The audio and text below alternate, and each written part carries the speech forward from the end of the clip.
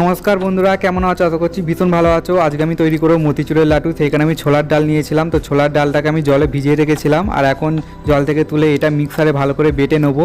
তো ভালো করে বাটা হয়ে গেছে, দেখো শক্ত শক্ত করে বেটেছি। আর একটা কড়াইতে আমি তেল গরম করতে দিয়ে দিয়েছিলাম অলরেডি।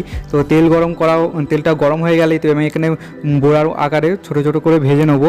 তো বেশি বড় বড় করবো না, ছোটো ছোটোই করবো। আর দেখো এরকমভাবে ভেজেছি, হালকা লাল লাল করে ভেজেছি, বেশি লাল লাল করে ভাজেনি। তো এটা আবার মিক্সারে ভালো করে গুঁড়ো করে নেবো। তো এখানে আমি অনেকগুলো মিক্সারে গুঁড়ো করে নিয়েছিলাম আর কিছুটা রেখে দিয়েছি।